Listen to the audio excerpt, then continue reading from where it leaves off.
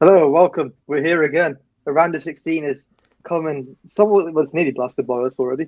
Plenty of good action as well. It's been a very exciting round so far. But first of all, before we get to the nitty gritties, how are we all doing, lads? Sani, how are you doing? How are you doing? Listen, I am doing well, but it's more importantly, it's good to see Zeke back after his mini sabbatical, like he was Pep after leaving Barcelona, and he's donning an absolute beautiful kit. So I'm Yes. good. Everyone's well. Can't wait to get involved in the show. Yeah, that shirt that Zeke's wearing. I'm just surprised that was it's a warm up top, isn't it? I think. Is No, it a warm up top? no. This is the women's home from the It's better Euros. than the men's one currently. I must admit. The way I find the France kits this season a bit boring. I must admit. But anyway, seeing as we're talking to you, Zeke, how are you, mate? How are you doing? I'm all right, thank you. Yeah. I'm a little bit tired. I've had lots on, but I'm all right. Yeah, we're all a bit fatigued. I think we've been overdosed on football for the last a couple of weeks. And Sam, how are you doing, mate? Still Yeah, rocking the England shirt as we see. I am indeed. I was just going to say, in stark contrast to Zeke's variety of football shirts, I clearly only have one. So, but yeah, I'm good, thank you. I'm good. There's a bit of withdrawal symptoms when it comes to football from the 10 o'clock kickoffs. But that aside, yeah, I'm good, thank you, mate. Yeah, it's still taking some adjusting to those lacks of 10 a.m. starts. I must admit, I kind of did get a bit accustomed to the ones I did get actually up to watch, alongside working, of course, as well. But yeah, the round of 16, it's been interesting for the most part so far. We've had some shocks, we've had some fantastic goals. We've had a bit of everything. Seeing as Zeke's wearing a France shirt, we'll start with France, who had quite the performance in the 3-1 win over Poland. And seeing he is wearing the France shirt, I'll come to you first, Zeke. What did you make of France's performance? Yeah, they are quite good, aren't they? Um, I I didn't really know how good they would be, but yeah, watching them in that match, I thought they are quite good, and it is going to be tough now because obviously England have them next, and it's don't know, not really sure whether he can do it, but um, yeah, they. I think without as they're obviously missing quite a few players that would normally be there. Like you've got Kante and Pogba, um, and there's obviously more, but um, and there's obviously there's your man. Yeah, Ben, Benzema ruled out just before it all started. yeah, but no, I think they are really just working really well as a sort of unit, and then there's obviously the key players that they actually have, and they are looking like a really good team, and they are probably one of the most likely teams to actually make it all the way. So it's going to be interesting, I think. Yeah, for sure. I mean, Sam, you're wearing that England shirt. I mean, have you had to wash it since the quarterfinal draw? Quarterfinal match was made. Thinking you might have been sweating a bit there. Oh, I haven't washed it since the last Euros, mate. It's been glued to me. Yeah, for disclaimer, I have been watching it. But yeah, I'm optimistic. Obviously, we'll speak more about the England fixture, I think, later on. But the France, as Zeke just said, they look really, really good. And annoyingly, this is one of the games that I missed because I was working when it was on. Who works Sundays? This guy. But yeah, Mbappe, I've seen both of his goals. They were brilliant. And Giroud is nice to see getting on the score sheet as well. Obviously, former Chelsea man. And then a late penalty from Lewandowski sort of was a consolation goal more than anything. Nice, A obviously, that second he's got penalty. himself. He Yeah, fumbled the yeah, first yeah. one. That's right, that's right. But we'll see. We'll see how they do. Again, without speaking too much on the fixture, which we will talk about later, I am optimistic, but they do look very good at the moment, despite all the injuries. Stanley, how are you feeling about that draw? I mean, at first you said you were quite nervous, and then I think after the England game, which we'll come to later, you were feeling a bit more confident. Listen, when I first saw Mbappe in that game, oh my god, it's like that meme. You know Thomas Skinner, the guy that was on The Apprentice. I think he was on Bake Off a couple of years ago. He's like, I don't get nervous. I'm starting to get a bit shaky. You know what I mean? I'm a little bit weak. Right, I was worried. Mbappe is a freak of nature. Him on the left, Dembele on the right.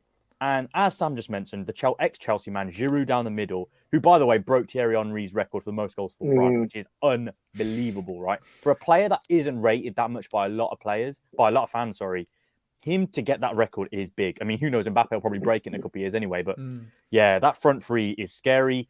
Defensively, I think there are a few mistakes. I think with the French team that I haven't really seen in a couple of years. And in midfield, it's a weird midfield because Rabiot does bits for France, and then obviously they got the Tchouameni as well. And then Griezmann as the more advanced attacking midfielder in that three. But I don't know. There's something about it that I'm just like, yeah, it can be got at. I know the boys have mentioned that we're going to get onto England later, but that midfield, I think that's something that England can actually win, depending on what formation Southgate plays. But yeah, France do look good, I must say, and have decent bench options as well.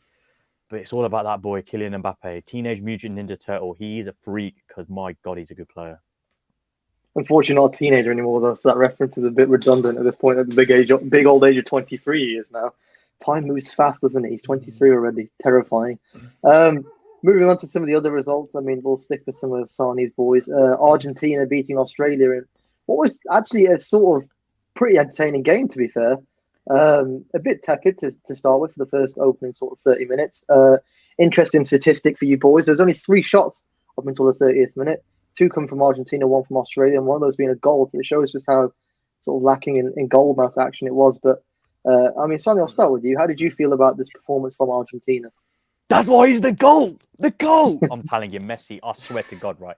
If you want to show someone, right, why football is a beautiful game and why a certain player is the best player in the world, because he might. Let's be honest, right? He's not going to get you 5 goals in a game. I say that, but then he's got it plenty of times in the past, right? But he's not always about that. It's about the intricacy that he plays with. When he gets the ball at halfway, when he dictates the play, the balls he was playing through, sumptuous. He's the reason Argentina won that game, in my opinion. He's the reason Argentina will go far. I agree Argentina weren't the best in that game, to be honest, especially in the first half an hour. You could see Australia were looking to play for a 0-0, maybe even a 1-0 and then park the bus sort of thing. But listen, if you give Messi a chance anywhere within the 25-yard region, he's going to punish you. And that's exactly what happened. The exact type of goal that Australia tried to defend against is the exact type of goal they conceded. So that's what Messi is all about. He looks very good. I'm happy that Alvarez played as well. I think he's a very good striker, although the goal was a bit of a weird goal, to be fair. But listen, they had that second goal. Then, of course, we saw that freak goal that Australia scored. And it's funny because at the end, if it wasn't for Lisandro Martinez with an unreal block, no, it could have been 2-2. But listen, the locomotive keeps moving on. I'm happy to see Messi performing well. And who knows where this fairy tale run could go. Yeah, I mean, Zeke, on the flip side, I mean, we highlighted it last week as well. I know you went on the stream for last week, but we discussed the underdogs and how they're sort of thriving. And I mean, Australia can be really proud of their performance, up until that point, even going out as well. It's unfortunate, but I mean, they did surprise to even make it through to this point, don't you think?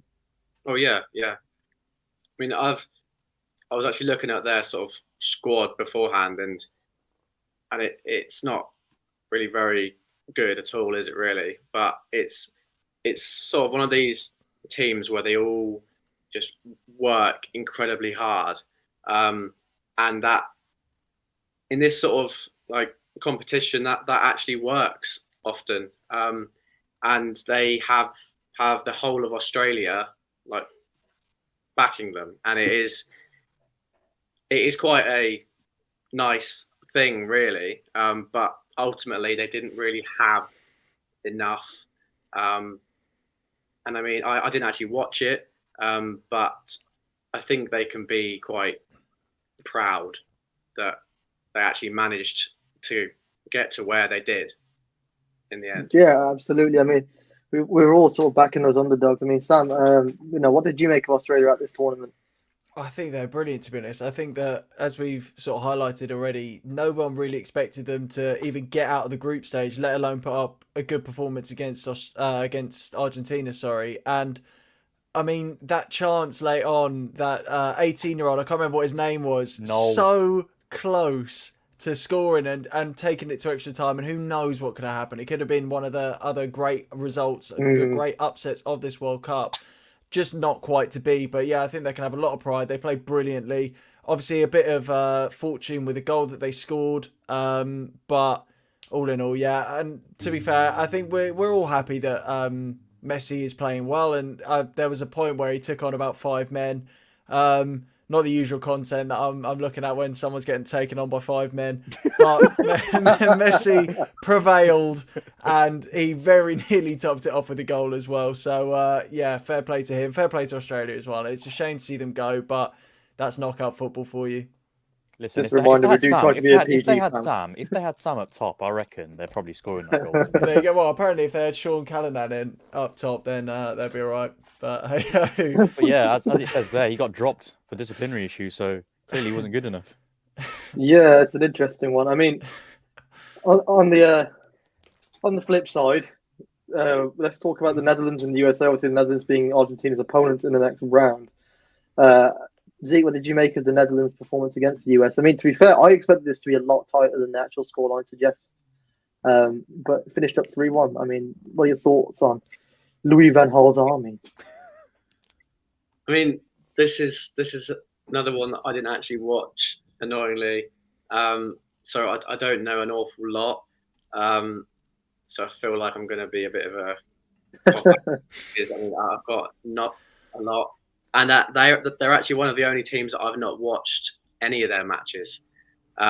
So I don't have a lot to really say. Yeah, they've been a bit of a drab one. I think a lot of people have been sort of I would say critical, but openly discussing that Louis van Gaal's been quite pragmatic with his approach. I mean, I'm sure Sarni's seen a fair bit of them, given the fact that obviously his beloved Argentina will come across them, and he did mention he's a bit nervous. I mean, how are you feeling now? Any shift on their nerves you saw? I mean, before we even start, thank God Zeke's not wearing a Netherlands kit, because can you imagine him saying that? Yeah, I haven't even watched the game, but yeah, no, I think the Netherlands put in a pretty good performance, to be fair, against the United States. Again, I did fancy the US. I just thought the way the Netherlands were playing, there's something about the US that they could maybe get a goal on the break. And if only Pulisic scored that goal, it would have made things very interesting. I think that game would have been very, very good had the USA scored that first goal. But listen, the Netherlands looked really good. That first goal they scored, beautiful passing transition they had from the back. Dumfries is on absolute fire at the moment. I think he got 2 assists and a goal. He's playing beautifully. Why the US didn't try and overload on the wings, I don't get. Naturally, the Dutch are going to play with 2 fullbacks that press up quite high up. But unfortunately for the US, it just wasn't to be. Netherlands look good. It's good to see Depay on the score sheet as well. And shout out Dali Blind as well. I mean, he's there with his dad, of course, at this World Cup. Going strong as well, yeah, man. Feel good story. We all know he unfortunately had cancer a couple of years ago as well. So it's good to see. And who knows, with this Dutch side, the way they're playing, it's going to be a very, very good game against Argentina. They're going to grind them out. But again, if you have someone like Messi, I mean, we're going to get onto the last day later in the show, but you got a player like Messi, it's going to be very hard to stop him as well. So let's see. Yeah, I mean, Sam, he highlights Denzel Dumfries there. He's one of the stars that are really shining in this Dutch team alongside the likes of Cody. Now, the pronunciation of this is interesting because obviously it's spelled out as Gakpo. I've heard it as Hakpo. I'm still unsure. So anyone that can correct me there, I'm gonna roll with Hakpo because that's what I've heard. But yeah, obviously he's shining. Frankie de Jong's also shining. Depay's coming back into form, and we all know how sort of important he is to that Dutch setup and the way that they operate across that front line. So, what did you make against the US, and what do you make of them going forwards as well? I think the quarterfinal games, Netherlands against Argentina, that, and I think the England game are probably the 2 fixtures to really look out for. They're probably the 2 sort of big blockbuster fixtures of the quarterfinals. Yeah, absolute tongue twister there. But I think that regardless of what happens, I think they've got a very good young squad, which certainly sets them up well for the future, regardless of what happens. There's a lot of promise. I still think that they're lacking some quality, especially up front. I'm going to stick with Gakpo, by the way, because I feel that's a proper British way of saying it. But yeah, I think he's a phenomenal talent. Obviously, he had a brilliant World Cup so far. You've got the likes of Depay and Van Dijk, who already are sort of seasoned professionals. But I can't say I'm overly convinced by their goalkeeper as well. I saw, I think we were speaking about this on other live streams before about his rise and how a couple of seasons ago I think he's playing Dutch non-league or something like that. Yeah, or something the lower crazy leagues. like that. Yeah. So I feel like they could certainly do with an improvement in goal. He hasn't had any stinkers yet, but he hasn't really sort of been massively called upon. As for the US in that game, I think that it was sort of disappointing, really. I think that it wasn't the same sort of USA performance as they had against England. And ultimately, I think, Netherlands definitely deserved to go through. When that second goal went in, the writing was on the wall and it was always going to be difficult to come back. But as for the Netherlands, I think, as I say, it's going to be an interesting fixture and we'll talk about more what we think in terms of who's going to go through. But I think there's certainly a lot of promise for this tournament. And if not, then certainly future tournaments. Yeah, absolutely. There's plenty to definitely be excited about when it comes to the Netherlands. I mean, on to some of the sort of more surprising results of the round then. We had Japan-Croatia, which I think a lot of people had that feel-good feeling about Japan, that they'd sneak through and beat sort of this aging Croatia side for the most part. There are some serious veterans in that side. Sorry, how did you feel about this result? Do you think it was fair in the end that Croatia were the ones that went through? I mean, the penalties were shocking, to be fair, from Japan. Yeah, I think this is Croatian football. I think summed up naturally. Since the break of the Yugoslavia and when they've kind of come into football, they've always, I think, overperformed. And I think in this game, yeah, fine, they had an aging team, but I did expect them to win, although not by penalties. You can never write them off. I mean, that header from Perisic, my God. Oof. Perisic now has 10 tournament goals for Croatia. Now, that is a ridiculous number. Yeah, I believe that's a record. That is crazy, considering like he's not even a striker and he's got that many goals. It is mad. But yeah, we all know what the midfield brings. We all know what they've got defensively in terms of Guardiola. Striking wise, they do probably lack a striker, to be fair, but I think they can do with Kramaric for now. Again, we're going to go into the last eight later, but it's going to be a hard game against Brazil. But again, never write off Croatia. Like I said, they're very battle hardened. They always try, always persevere, and they never give up. And I know that Japan are also like that as well. But when an unstoppable force meets an immovable object, 9 times out of 10, that immovable object, which is Croatia, are not going to be broken, and that's exactly what happened. So it's good to see Croatia win. I like, obviously, Modric. Midfield, like I said, is beautiful. Modric, who knows? It could be a swan song. I don't see it, but again, this World Cup has Do you think he's going to hang around for a little bit longer yet? Maybe, but I think this is probably his last tournament. But again, it's been a great ride. Who knows? This World Cup's been, as the show's been called, another shock. Another shock could happen, but yeah, I don't see it. But yeah, shout out Croatia. Great performance, great win, and on to the next one. Imagine if Modric is playing at the next World Cup at the age of, I believe, would be 41. No. That would be ludicrous. That would be absolutely ludicrous. I mean, he's still playing like a just incredible level. It's terrifying just how good he is still at the advanced stage that he is. I mean, Zeke, what did you make of sort of Japan? Over the course of the tournament, they've been, the surprise package, I'd say, out of all of the big sort of surprises.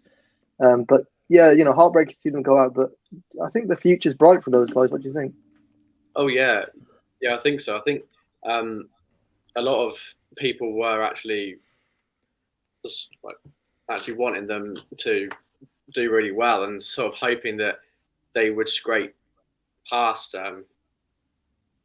Croatia, but it was obviously not meant to be in the end. And they do have quite a young squad. They've got lots of players that are playing at quite a high level as well, which is really sort of promising. I think, I feel like this is the start of not a golden generation, but of sorts, I guess, in a way. Yeah, sure, I see what you're getting at. And I feel like, maybe in the next World Cup, if they obviously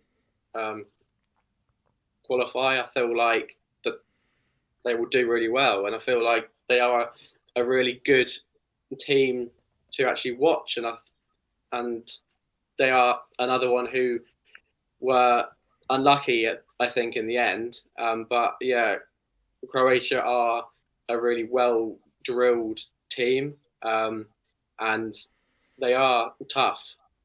So I feel like they can leave with their head held high, and hopefully as I mentioned, in the next World Cup they can do really well. But that's I mean, Sammy, I mean, Zeke mentioned some of the sort of young sort of prospects that Japan has, but Croatia have got a really, really good one in Guardiola. And of course linked with Chelsea over the course of the last few months as well, heavily. best centre back of the tournament so far? Do you think? I think after a lot of people shouting that one, I can get behind it. He's had the tournament of dreams thus far in terms of performances. Yeah, he's definitely. It's funny. That same name was the first name that came to mind as well. He's definitely up there. It's interesting, isn't it? Because I think we're all guilty of when we watch football. Naturally, you're paying more attention to the players going forward, so you don't necessarily appreciate all of the good defenders. So it's difficult for me to sort of say, oh, this is definitely the standout centre-back of the tournament, because in truth, I haven't been paying massive attention to all the centre-backs.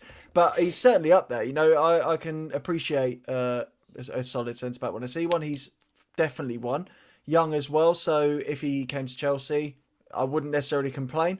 Obviously, that's a whole different story. We've got to offload a few players, I think, as well to balance the books. But focusing purely on Japan, they've been an absolute joy to watch this tournament. Been fantastic, and it's interesting because I think a lot of people, myself included, were probably guilty of writing them off before the tournament because of their previous history at tournaments. And yes, okay, they've got better players than they have before, but I think, as I say, naturally you base it off what you've seen before and you think, okay, they're probably not going to do much this tournament, but they've been one of the highlights of the tournament from the way they played in the group stage and even that fixture as well. Really unlucky not to go through, but yeah, as we've already mentioned, the penalties were dross, as you guys would call it. Croatia deserved to go through. I say deserved to go through. That's purely based on the penalties because both sides, I think, were very evenly matched. Penalties were bad. They were so bad. They were awful. But yeah, I feel like you can never really write off Croatia. I think Sani was going on about some immovable force earlier. I'll be honest, I didn't have a fucking clue what you're on about. But yeah, they're a great side and wily old dogs, those Croatians. Yeah, big time. And it's got to the point now where you almost expect to see them sort of in the latter stages of these competitions. But I'm not sure who they've got in the next round. Actually, does anyone know off the top Brazil. of their heads? Oh, they got Brazil. That'll be interesting. They can cause. They got the most rotten possible tie. Yes, yeah, that's grim. But I mean, yeah. Let's skip on to Brazil. I mean, we're not trying to pile the misery on the Asian nations, guys. I really do try and emphatically put that forward. We don't have an agenda here, but I mean, Brazil were bloody brilliant. I mean, I watched some of this game with Sony as well, but good lord, they were crazy. I mean, yeah, Zeke's already dancing, Samba boy. Zeke's already doing it. You know, the whole dropped the whole Richarlison one in there as well. I don't know what it was, but God, it's brilliant. I mean, Sony, we watched part of this game together, and we were just sat there like it's 3-0 by 30 minutes. Yeah. They were, for lack of a better phrase, taking the piss. Yeah, talk us through some of what you saw. Listen, I remember back in the day, I used to play FIFA, and there was like a no mercy rule. As soon as he turns 3-0, this was in tournaments and stuff. That's it, game over. That was not good, man. Like that first half, especially, they were knocking it about. The flicks, the roulettes, the balls they were playing through, the little chips they were doing, the lobs. Oh, it was just beautiful. The goals they scored, especially that third one, the passing. And I mean, Sam's obviously got Thiago Silva in his back line at Chelsea. What a ball for Richarlison, by the way. The fact that he was actually the one, the two centre backs were there making that interplay. Like, what on earth was going on? Why were they so advanced? Is what I want to know. Unbelievable. Listen, they're going to be a scary team to like stop Brazil. I know I mentioned earlier, you know, immovable objects and unstoppable force. They are an unstoppable force, and they're an irresistible force for sure. They're irresistible as well. And I know Zeke. You can move on to Zeke next. I know he was dancing earlier, and just that, you know, the energy they bring. You know, it makes you smile watching, you know, Brazil play. I remember as a kid, the first World Cup I watched was 2006, and they had a front four of Adriano, Kaká, Ronaldo, the original one, and Ronaldinho. And I was in love with that team. And ever since then, I've always been in love with Brazil. And this side, yeah, fine, doesn't have the big names like those players, but God, they do fill you with joy. You know, you got Vinicius on one side, Neymar. It's good to see Neymar back. What a player! You know, Richarlison, Rafinha, and then even on the bench, they've got good options as well. So they're going to be a very, very hard team to stop Brazil. Yeah, I mean, Zeke, sorry, I was going to say their keeper, but yeah, Zeke can go on about his dancing ability. Yeah, I mean, no, the keeper, something is my God. The keeper point's interesting because we did say it as well. We were watching. We were like, Alisson's a really good shot stopper. We were like, yeah, but even if that worst comes to worst, they've got Edison on the bench, who's not too bad himself. But yeah, Zeke, I mean, you were having a little dance off there. I mean, what did you make of Brazil's performance? Is that the scariest performance you've seen in this tournament thus far? Yeah, I think so. And Also, yeah, just go to Roy Keane. Oh, He needs to like just liven up a bit. I mean, come Yeah. on, man. Just let him enjoy it. Like, I don't see why he has. Well, of course, he's always got an issue with all sorts of Something. things. So, but yeah, no, it was just lovely. It was just entertaining, and that is why we actually watch it. Is that we want to be entertained, and it's just oh yeah, so nice. Yeah, it's crazy. I mean, it's just this the squad depth blows my mind. Yeah, You know, they've got that starting, attacking force of the likes of Richarlison, Neymar, Vinicius, Rafinha up there, and then off the bench they got the likes of Gabriel Martinelli, who's a solid player for Arsenal, coming off the bench. They've got so many choices, even in midfield as well. Bruno Guimaraes is coming off the bench, and then they've got Lucas Paqueta starting, who I thought was fantastic in this game, by the way. yeah. Fabinho, in case Casemiro has an off game, the depth is stupendous. It's unbelievable. To quote Chris Eubanks Senior, stupendous. I mean, Sam, talk to me about that squad depth, man, because I still can't get my head around it. 100%. Before I get into that, by the way, I've just been sat with a smirk on my face because we brought up Roy Keane, and clearly I'm sort of a minority here, but I sort of agreed with him a bit. Why? Only with the dancing bit, because where he's saying like he's sort of taking the mick a bit. Do you know what I mean? Because I was thinking, imagine being 4-0 down, and then Richarlison and the gaffers doing that. Pissed me right off. It's like when you get smacked on FIFA when they used to have the dab celebration, or now they hit the griddy. It just honestly does me head in. So I can appreciate that point a little bit, but yeah, their football was fantastic, and like focusing specifically on the depth, it is incredible. And Martinelli, I think, is a great example to use. He came off the bench, and did he start their last group game as well? Because I remember they heavily rotated Yes, in that the quite a game lot. against Cameroon, yeah. Yeah, he played brilliantly. Like he obviously is a fairly new player when it comes to Arsenal. He's started more games this season than he sort of has before. And he's been brilliant for Arsenal, and it's clear that he's brought that form to the World Cup as well. He's been really, really good. And goalkeeper as well. I mean, they've probably got the two best goalkeepers in the world. It's honestly a joke. I think it says a Neymar, lot when you can bring on your third choice keeper for 10 minutes just so his family could see him play at a World Cup. yeah, exactly. Exactly. It's ridiculous. It's just good vibes, isn't it? Yeah, 100%. To be fair, yeah, I like that a lot. I thought that was quality for, I can't remember the Brazil manager's name off the top of my head, but from him. Chiche, I think they called That's him. I it. don't know how you actually pronounce it because it's pronounced it's spelled Tite, but I'm hearing See, Chiche. I'll take your word Pronunciation for it. show today, isn't it? Yeah, big time. But yeah, they are spoilt for choice, and I'd say up there with probably England, probably the two strongest squads in terms of depth. I can't think of any off the top of my head. Feel free to shout any out if you can think of any. But in terms of quality and depth, I'd say that those two are probably the standouts. Yeah, it is outrageous how deep that squad is. And one that I think we're all expecting to pretty much go all the way, at least to the final at the minimum, with just the level and the qualities that they're showing. To move on to a shock result then, because that was not a shock, but a shock result, and the one that's on the thumbnail. Morocco putting Spain out on penalties. Good Lord above, no one expected that. I mean, we expected it to be a tough game. Maybe they could have pulled it off, but Hakimi, you naughty boy. The Panenka in a World Cup round of 16 against the size of Spain. That man has to carry his bollocks around in a wheelbarrow. I'm telling you right now. And I just thought it was poetically beautiful that the man that was born in Madrid did that. Just to roll that out a bit further, lads.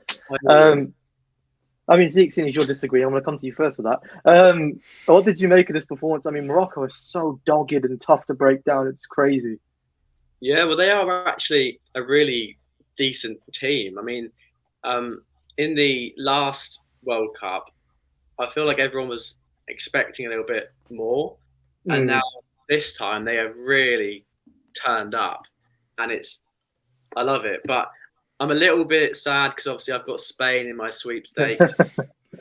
I was sort of hoping they would win, but then the other half of me is like, I don't really want Spain to actually win it. So I am really happy with it. And yeah, it's just lovely, isn't it? It's just a really good story. And then all of the clips of Hakimi with his mum after the match. Yeah, beautiful. when he was there. It was just really, really nice. It's great. Yeah, fantastic. I mean, just absolutely incredible. I mean, Sam, what did you make of this result? I mean, Morocco are just they're incredible to watch. They're such a cohesive unit, and again, so tough to break down. I mean, even when they lost Aguerd at the back as well, it looked like they didn't really have much of a drop in quality as a result. What did you make of them? Fantastic, to put it in one word. They were so good, and defensively sound. Like they kept their shape really well. They're a very strong unit and really hard to break down. You saw Spain struggling, and this is the side that scored 7 against Costa Rica. And Costa Rica weren't great, yeah, draws. But to still score 7 goals, you've got to have a bit about you. And Morocco, obviously, massive gap in quality between them and Costa Rica, as we've seen. But they defended it fantastically well. And it was a really interesting game, actually, to watch unfold. Because, it was a 0-0. Wasn't the most exciting game ever. But there were different periods of the game where it looked like it could go either way. So there were bits where Spain were on top and you were sort of thinking, okay, like the first half, I remember Spain pretty much controlled that first half, but Morocco had the better chances. And then it almost, it was a completely sort of fluctuating second half, very up and down, topsy-turvy. Same for extra time. But I want to single out Amrabat as well. The incredible performance. So good. I was watching it and I was thinking, like, I swear he used to be a winger. And he was...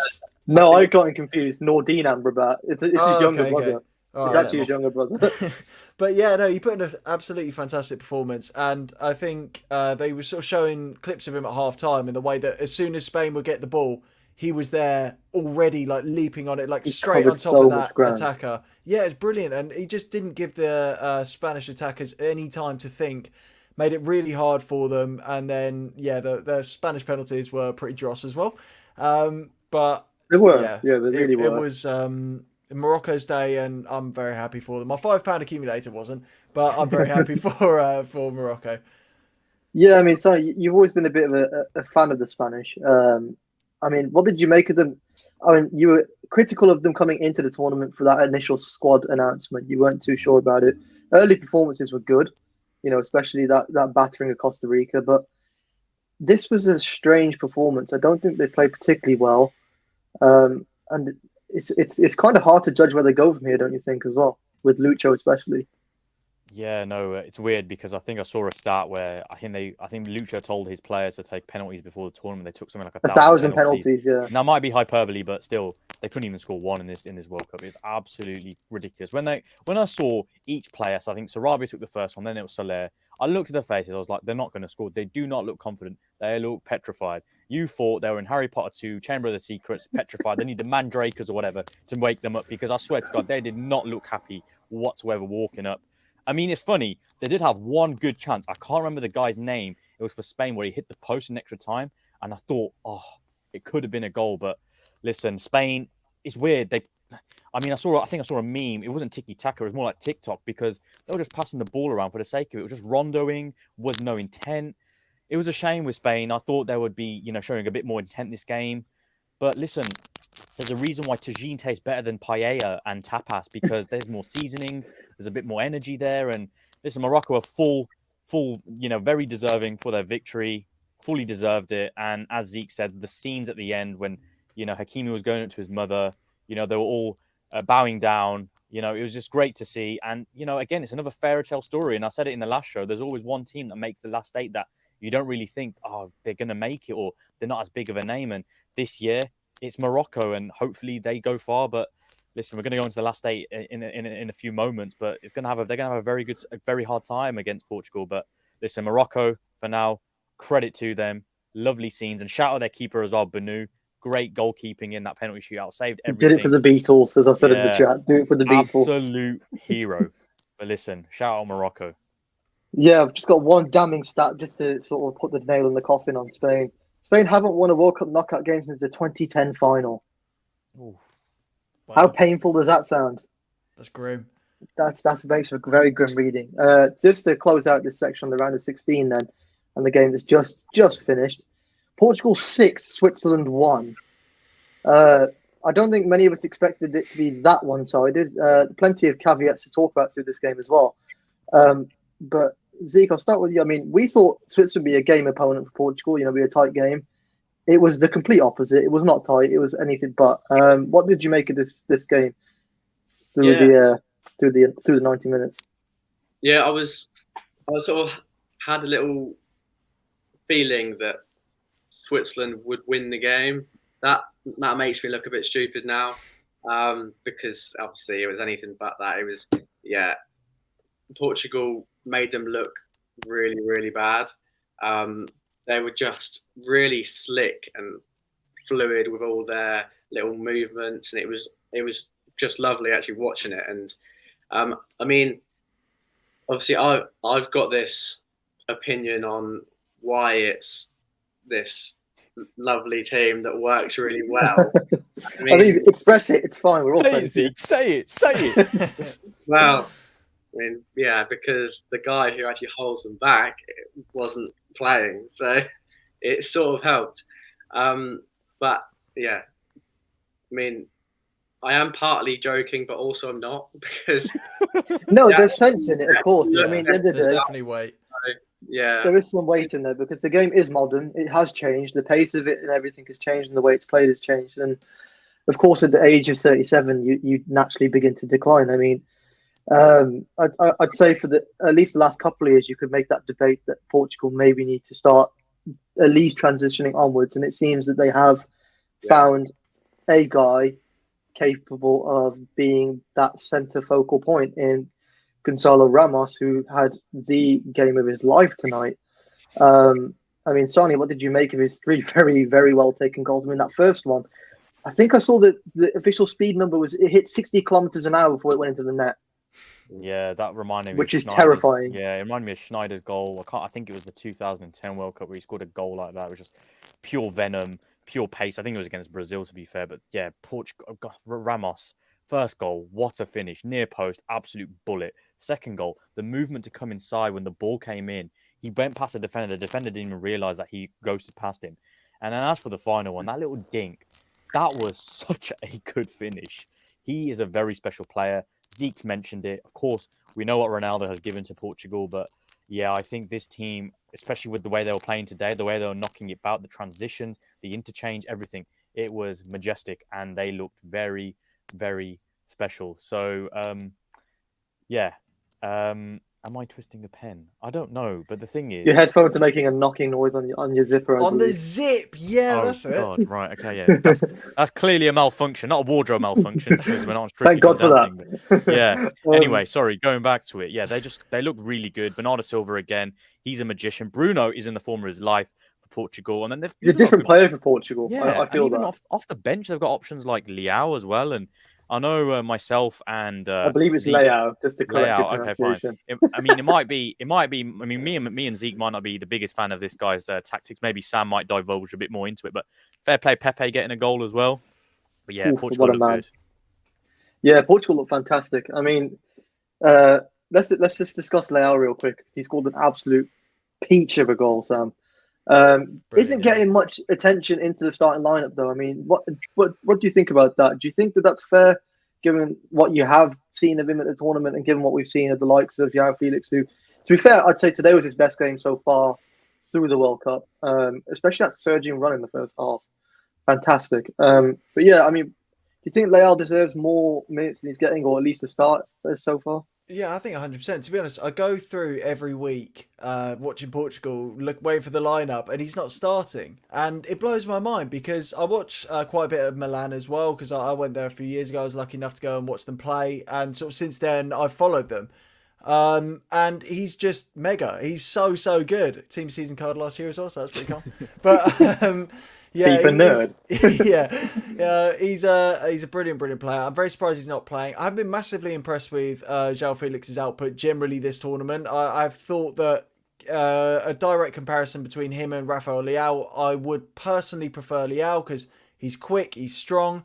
And we sort of briefly mentioned Cristiano Ronaldo earlier, and I think there's definitely some. It's an interesting conversation, isn't it? Because there's sort of two ways that you can deal with that situation, and that is probably the right thing, which is preparing to move on and sort of prepare for a life without Ronaldo. But then to make him work and to get the best out of him, you've really got to play to his strengths, which is essentially keep him forward, and just ping balls into him 24/7, which I totally respect if you don't want to play like that. They didn't do that today, and it's worked a treat for them. So maybe that is the right decision for them. Yeah, I think so. I mean, I think even having him as a player, as an impact player off the bench, and we've still got that ability to finish. We saw that, ruled out goal. It was a very good finish, regardless as to whether it was offside or not. It was still a fantastic finish. I mean, to have that to come off the bench is, a weapon in itself and something they can definitely use without disrupting the potential of the next generation that are coming through. But again, an incredible performance from Portugal, and I think they definitely now have just emerged as one of the scariest sides in the tournament as a result. But we can move on now to sort of pastures closer to home, or I guess at home. England, they dispatched Senegal with, well, also relative ease, bar the first, I'd say, half hour perhaps, because Senegal certainly had their chances in that opening half hour. Zeke, I'll come to you first. What were your observations on England through that game? Yeah, I feel like in the first half it was quite slow, and it was a bit dry, and not much was really happening. And then after we scored, it was quite easy. We then looked really, really good, and it obviously helps having the options that you can obviously bring on. Like, you've got Rashford and you've got Grealish and all these other players that, if it isn't actually working, you can then change it. And I actually want to sort of mention that I think Henderson was pretty good, and there was a lot of people who were quite annoyed with him starting, but I think he actually sort of warranted being in there, and I wouldn't be too surprised if he was in there in the next match as well, because he sort of offers that bit that no one else has. He is a proper leader, and I don't think anyone else really in the England squad is.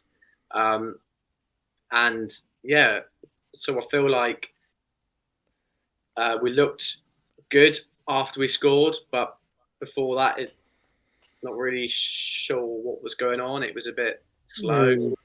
So I feel like if they start like that in the next game, I don't think France will let them off.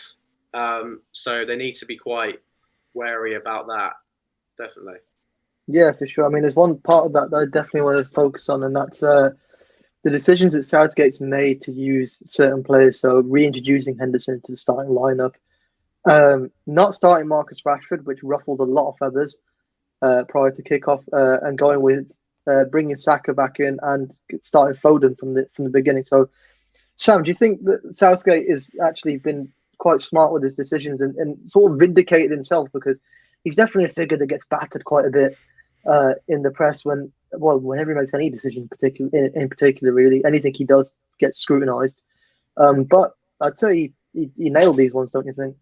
Yeah, 100%. Do you know what? So many previous England managers have described the England role as being a poison chalice, because you've got the media, you've got the backlash and all the expectation.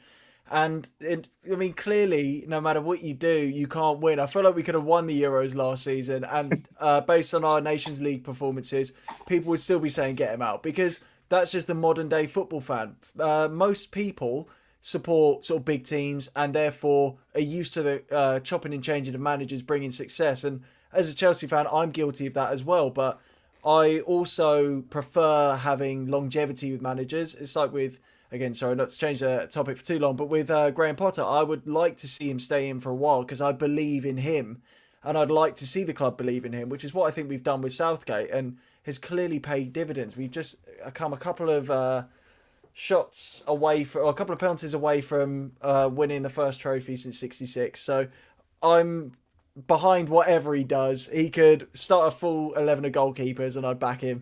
But I think, to be fair, we're so spoilt for choice going forward that you can almost afford to leave Rashford out for the likes of Saka and Foden, who, by the way, have had a fantastic tournament. So it's not like he's put them in for someone like Mount, maybe, who you could argue deserves that place less. The irony of me saying that wearing a Mount shirt, by the way.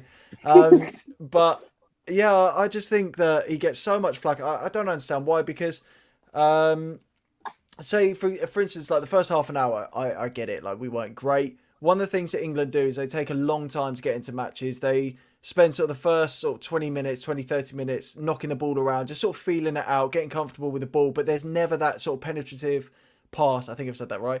And then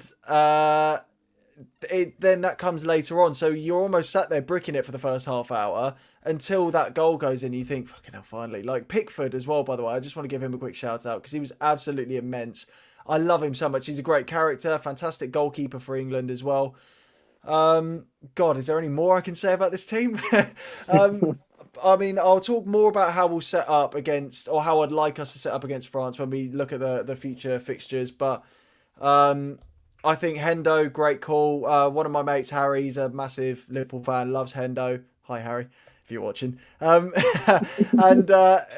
one of those reasons is because he is just fantastic as a leader, and also the way that he covers for Trent, which obviously knowing that Mbappe is going to be attacking down that left side might be very useful when we play France. But I'm going to shut up now and I'm going to let Sani speak because I've spoken long enough. Yeah, I mean, Sam sort of mentioned it there that England can be slow starters, and this is something that I know I've been discussing with you, within the chat and obviously with yourself as well. Can England afford to be a slow starters against France? Is what I was going to ask Sonny. Do you think that they can afford to have that 30 minutes of being slow against a player who has scored 5 goals in this tournament in Kylian Mbappe, a guy like Giroud who can get onto those sort of fancy flicks that we saw Senegal almost tuck away? Can they afford to make those sort of lapsy moments be a thing against a team like that? I think against any team, you cannot allow for it. I mean, let's be honest, Senegal should have been 2-0 up. I know we won that game very comfortably, but realistically, they should have been 2-0 up. They had 2 glorious chances. One, they blazed over the bar, and the second one, as Sam gave a fair enough shout out to him, Pickford, what a save that was. And that's the thing. The thing is, Kylian Mbappe, Griezmann, Dembele, Giroud, the French team, I know we're going to get onto the last date later, you do not want to give chances to them because they'll 9 times out of 10, they'll bury them. But listen, we've got a very good team. The boys have gone through the team. I mean, one player we haven't really spoken about is Jude Bellingham.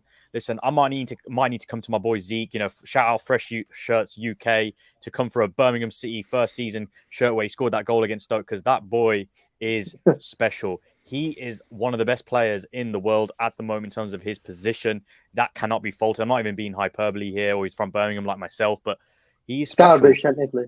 Listen, he ran that game for us. He is another Gerrard that I don't think we'd ever see for a while. He's only 19. That's the worst. That's the best part. I say the worst part because it's just like, how can you be that good at 19? It is ridiculous. But listen, it's going to be a good game against the French. As long as we believe in the plan that Southgate has, that's all that matters. Because here's the thing. A lot of us English fans, we have taken this for granted. Since, especially my lifetime, in the boys' lifetime, right? We've never, ever seen England perform so well before. We've always been getting knocked out to the likes of Iceland, always quarterfinals. But listen, for once, we have a manager, we have a team where we can go deep. So let's back the boys, believe in the manager, and see what's possible from there. And who knows, we could have another fairy tale run to the final, and who knows, we could win it. But listen, with players like Jude Bellingham, with Saka, with Rashford, even the options off the bench, who knows where this team could go. Yeah, I want to touch on Bellingham briefly there. I've openly said he's the best player in this squad right now. Just pure, unadulterated talent. I don't think anyone comes close to that being that good. I mean, I'll come to each individual. I mean, Zeke, what's your thoughts on Bellingham? Would you say he's the best player in this squad? I would say so. Yeah. Obviously, you've got like Kane, who has obviously proven it over however many years. But like in terms of pure talent, I would have him, yeah. And then you've got Foden, who is probably the closest. But he's not really done enough, I don't think. Whereas, yeah, Bellingham is just wonderful. You just watch him on the ball, and it's just so silky, and he just runs around them, and he is just lovely to actually watch. And I feel like he does have a very long career, and we are lucky to actually have him in there because he is 19, and that is obviously only going to be good because he'll then be there for a long time. So yeah, we are definitely lucky, and I don't think anyone is quite at his actual sort of level yet. So I feel like yeah, Bellingham is the number one. Sam, what are your thoughts? I love yellow M&Ms, and the yellow M&M that I love the most is the number 19 that plays for Chelsea in our yellow third kit, Mason Mount. So yeah, he's obviously the best player in an England shirt, like without a doubt. Blazes free kick straight into the wall. There's no, you can't argue with that. It's difficult, right? Because obviously I'm joking, but yeah,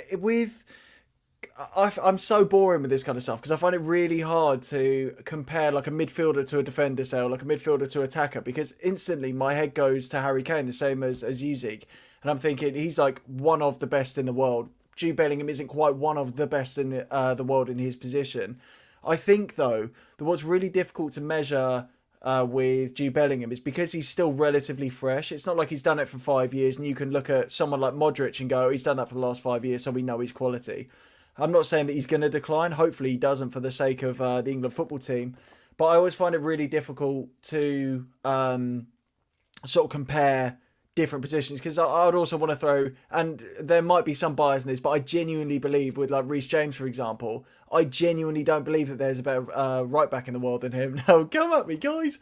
But no, I actually don't disagree with that. But he's strong, he's quick, he's got a great ball on him. He's just so well rounded. Right. I know that this is yeah. He's got a great pair of balls actually, so I've heard, Your Honour. But without wanting to drift away and take anything away from Bellingham, I think there's definitely potential for him to be, without a doubt, the best England player and the sort of first name on the team sheet. But I think it's just too early doors because he hasn't played enough games yet. But I think the ability is absolutely there. Sonny, go and close this off.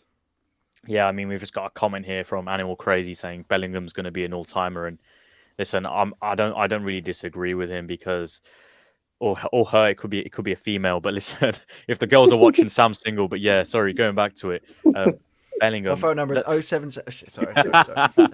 Or it's plus 44 because you don't need to save it. But listen, going back to it, sorry. Good. Bellingham, the last player that for England that really got me off my edge of my seat was Wayne Rooney when he first came through. The first tournament I ever watched as a kid was Euro 2004, and I still remember it. He was unbelievable at World Cup. Euros. And now seeing Bellingham now, I know there's been players come in the past, like there was Wilshere. There was a lot of hype with Wilshere. Obviously, Kane, people love Kane. Of course, Foden, amazing talent. I'm not even disregarding that, or even Saka.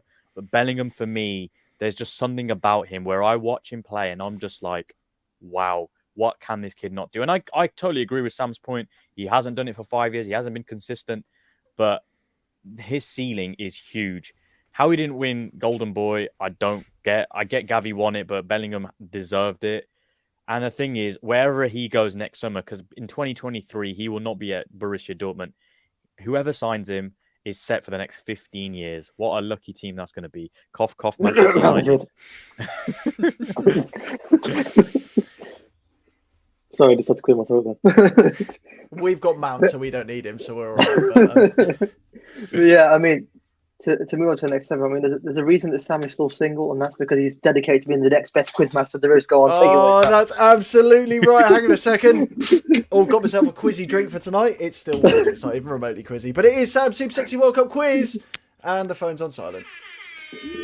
That's a shaky start, but a little smoother than before.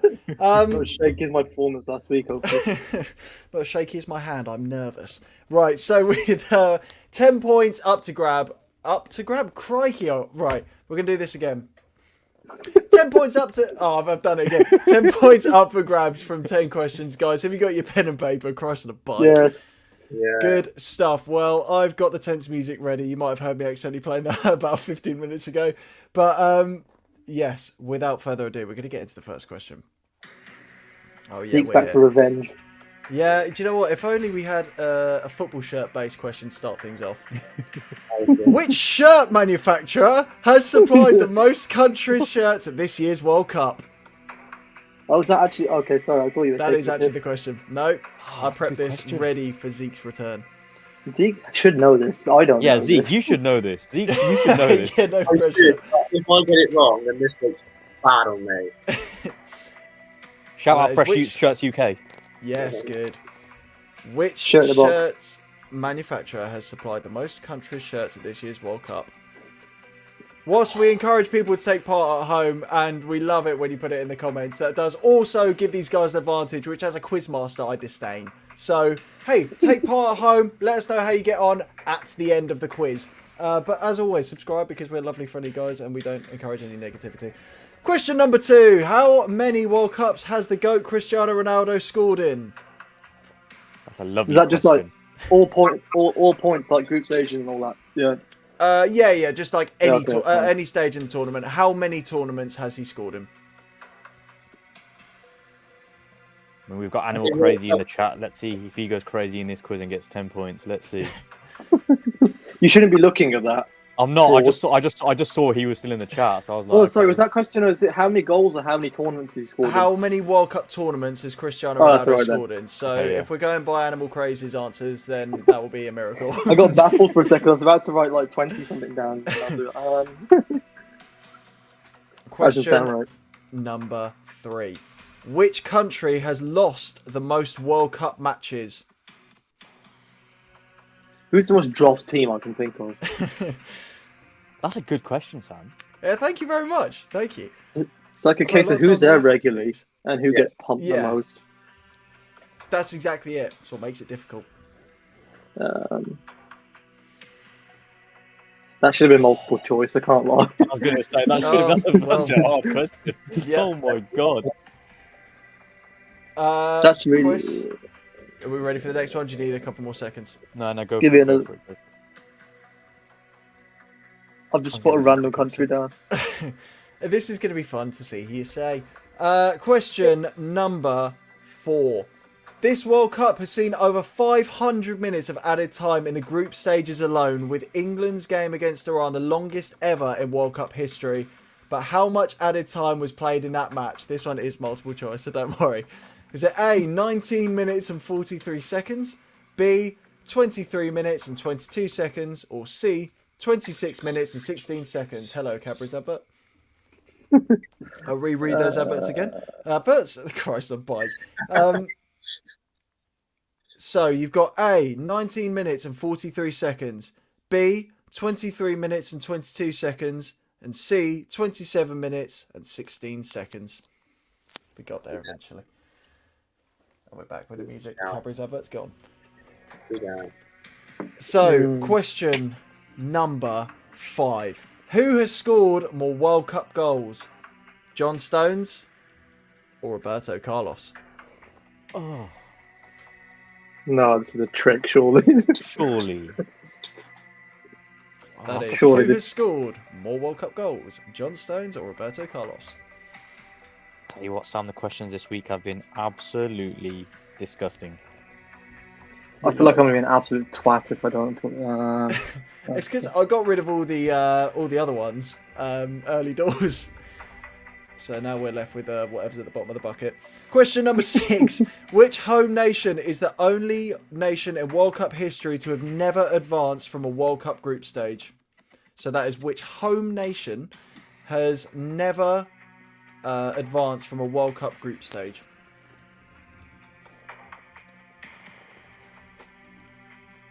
And they're the only nation in World Cup history to do so, by the way.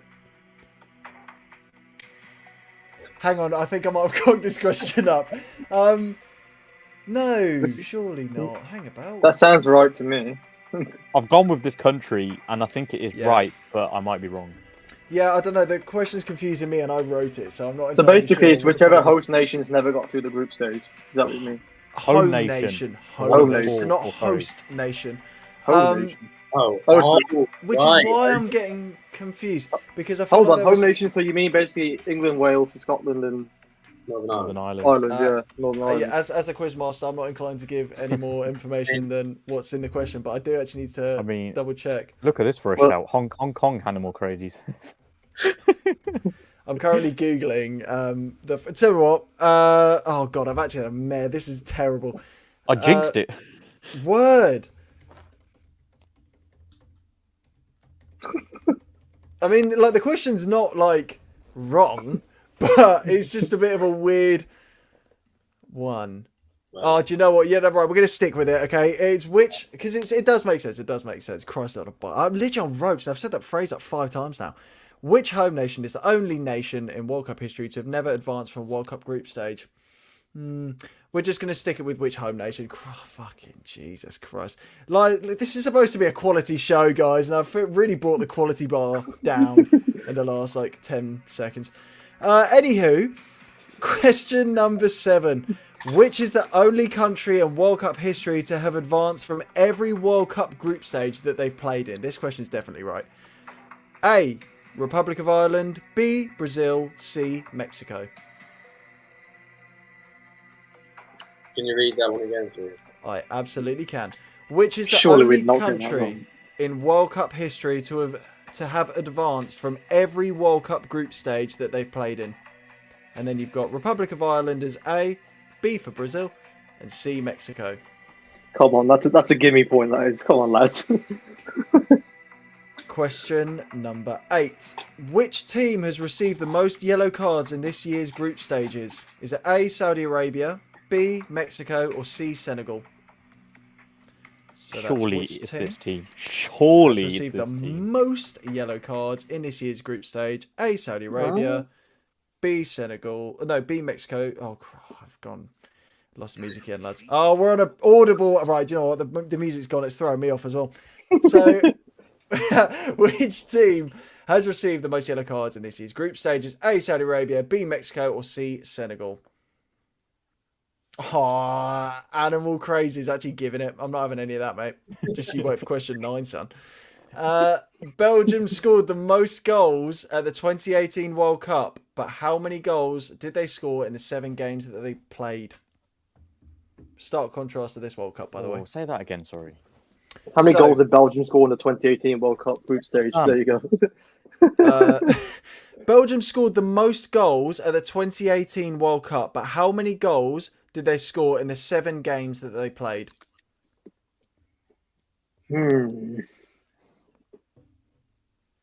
It's definitely more than 1.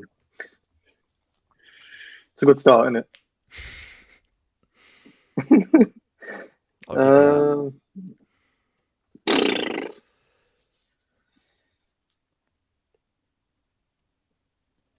you that. I think it's this, but I might be wrong.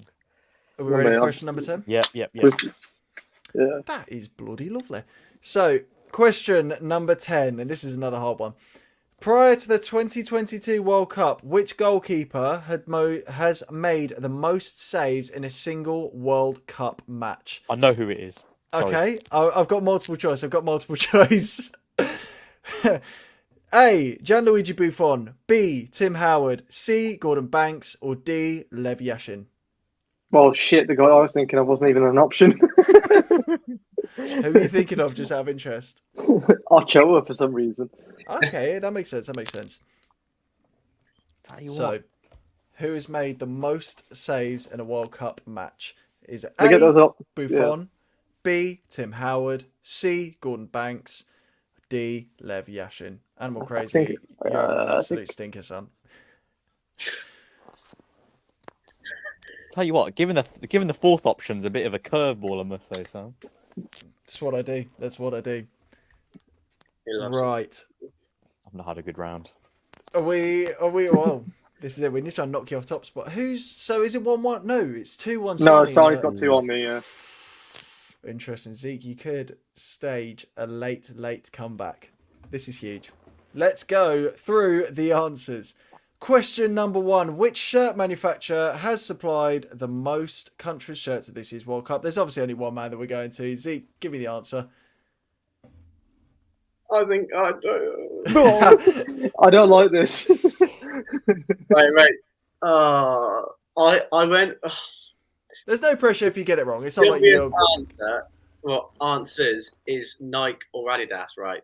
Okay. But I swear Puma made a lot of them. So Okay. I think that's a fair shout, but I didn't go with I'm it. gonna say, So you've gone for Puma. yeah. They are third in the list. No. Unfortunately, it's not like he's got a page dedicated to football shirt, guys. Check him out.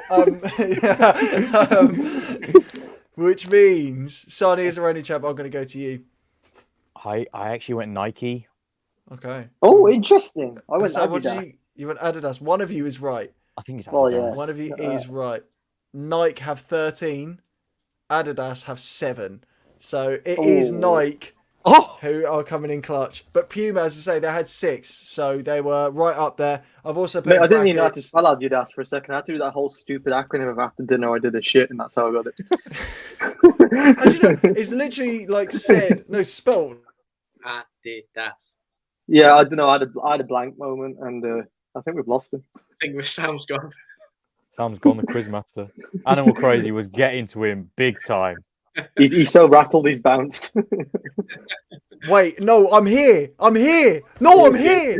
No, I'm here. Please. Can you hear me? I'm here. Can you hear me? Yes, we can. Am I back? Stop lagging. Okay, good. Cool. He's gone. This has been a shit show of a quiz. I'm never doing this again. Right, okay. I'll take over That'll for be the fun next to one. watch back. Everyone just went black and then just started spinning, and I was like, "Oh no, this isn't good." Right, I'm gonna get through this as quick as I can before it happens again. Right, yeah. Question number 2, I think we were on. How many World Cup tournaments has Cristiano Ronaldo scored in? Obviously, I'm gonna go to you, Hassan. How many tournaments has he scored in? Oh, he's gone again. He's gone again.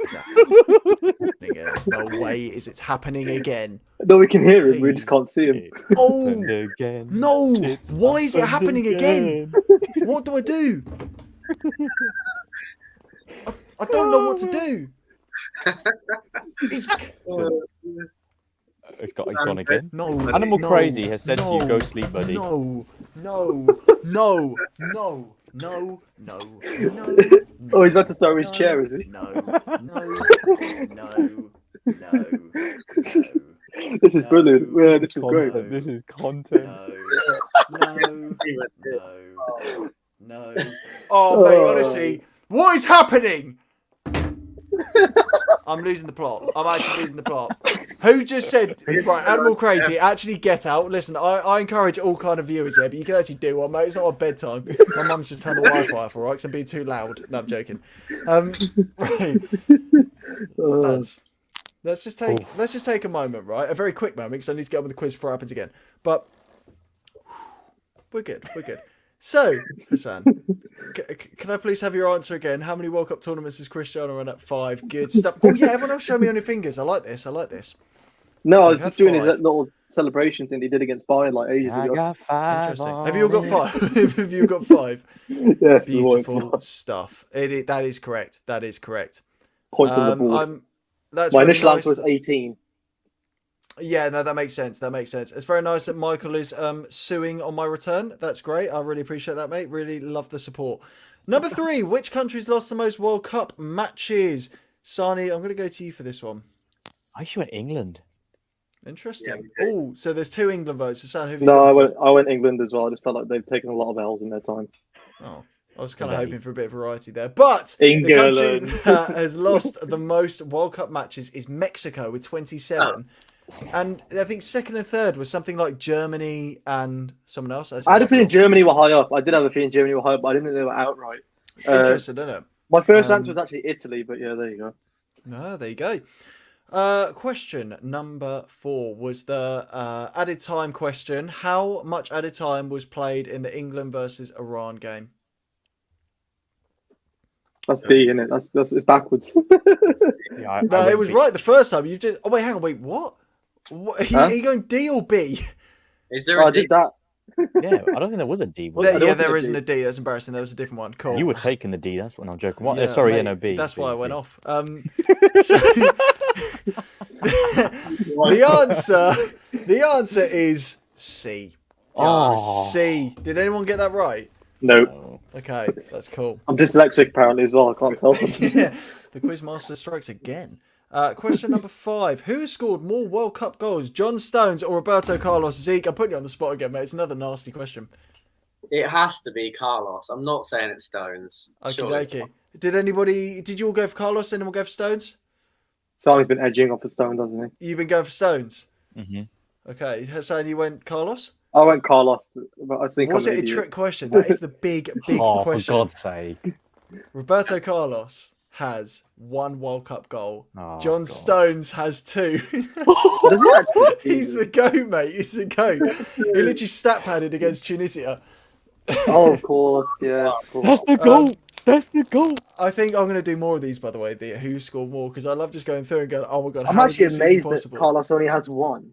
Yeah, it's That's mental. incredible.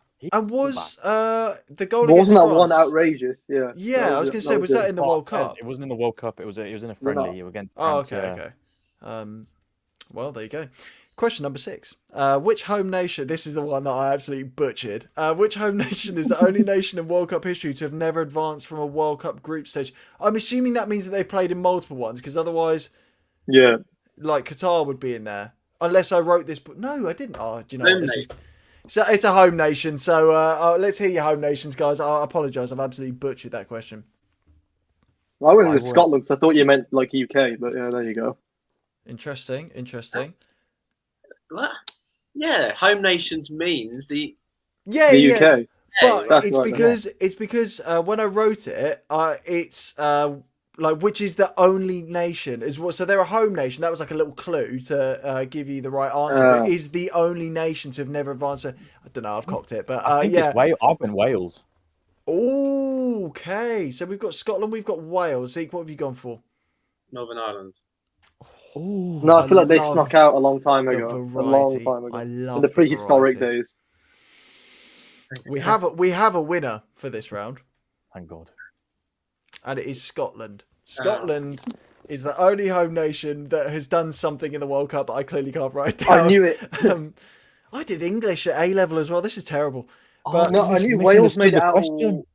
Yeah, I thought you meant but which team hadn't progressed through the group stages. Shit. Yeah, What? no, they haven't. They've never progressed from the group West stages. Scotland, really? Yeah, they Never done it. 1954, 1958, 74, 78, 82, 86, 90, and 98. I think it's who is like Wales did it most, if that makes 50 sense. odd years ago, didn't they? Oh, okay, I got it. Is it Okay, the most? Oh, I don't yeah, know. because they had like Dennis Law playing for them and Graham Souness and Kenny Dalglish. Had a pretty good Yeah, side they had a back good then. lot of squad. good players like Johnny Giles, a lot of very, very good players. So that was Wrong, yeah. that. Listen, I hold my hands up. I apologise. That's the worst question that I've done in my like And I got the points from it. 25 questions prior to that one. Please hire me for next week. Question number 7. Which is the only country in World Cup history to have advanced from every World Cup group stage that they've played in? Is it A, Republic of Ireland, B, Brazil, or C, Mexico? I'm going to go to Sani. I have gone with Republic of Ireland. Lovely stuff. Hassan. I went with Brazil because I think I misunderstood what he said, but there you go. Okie dokie. And Zeke. Mexico. Mexico. Oh, I love the variety. This is so good. Hold on, it never progressed in the group, right? You just missed it. That was it. Yeah, I wait, thought what? so. Have He said- always like Always, progressed? yeah, so always progressed. Mexico missed didn't it. just progress. Yeah, they just missed that. Great. Yeah. It's fake. Does that Great count? point. No. Well, let's put it this way. Either way, it's wrong. Because the right answer is the Republic of Ireland, 1990, 94, and 2002. Every World Cup that they've been at, they've got out of the group stage. It's Ooh. mental. Crazy Call me When the stuff. hell Robbie did Keane. Brazil go out then? Shout out Kevin Doyle. Number 8. Which team has received the most yellow cards in this year's group stages? Is it A, Saudi Arabia, B, Mexico, C, Senegal? Zeke, I'm going to you first. Saudi Arabia, and I reckon they were all against Argentina. Very nice. Who have everybody else gone for? I went for Saudi as well. I feel like they got a lot of yellow cards. Okie I went, I was torn Mexico, between them and torn between them and Mexico, to be fair. because they got more yellows than Poland, even though they didn't come to that. But I do remember them. Yeah, saying- I forgot that context. That's why I was torn. Sonny, you seemed pretty confident when you wrote down your answer, didn't you? yeah, I think it's Mexico because they had more yellow cards than Poland, Yeah, that's true. and that was probably a key part. But you have the way you kind of have asked that question, Sam, fills me with doubt now. So No. Like everything you just said is spot on, except for the fact that it's the wrong answer. Because the right answer is Saudi Arabia with 14 yellow cards in the group stages. damn, God, they really God killed bless Messi. Saudi Arabia. I think this is going to be very tight, by the way, at the end, which I'm giddy for. Yeah. So, Belgium scored the most goals at the 2018 World Cup, but how many goals did they score in the 7 games that they played? Hassan, you first, buddy. I went for 9. I don't know why. Interesting. The most. Nice. 9 Yeah. is the most. Just felt like 9. I couldn't remember who they scored against. Yeah, I got 9 on it. Okay. And Zeke, I'm going to go to you next. I went for 16. Okie dokie. Sani, who have you gone for? I went something very similar. I work in finance and my counting's not good. I got 15. I mean, I don't know. I got let's say I think it was 4 Tunisia, 1 England. That's 5. I think it was 4 Panama, 2 Tunisia, 6, 1 England, 7, 3 Japan, 2 Belgium. Against Brazil. And How are they then going to score against themselves? and they got one against England in the 3rd place, but I might be wrong, or 2. I can't I thought we remember. said group stage only. No, 7 The whole games. time.